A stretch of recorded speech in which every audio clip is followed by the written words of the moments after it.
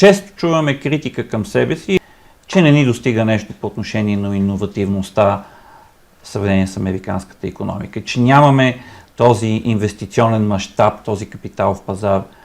който подхранва големия иновационен бум в Съединените щати. Но ако погледнем, ще видим, че не ни липсва иновативност.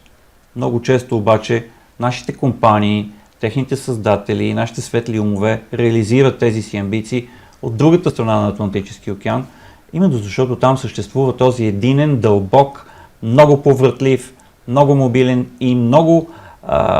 готов да поема рискове капиталов пазар. Изграждането на единния капиталов пазар би дало възможност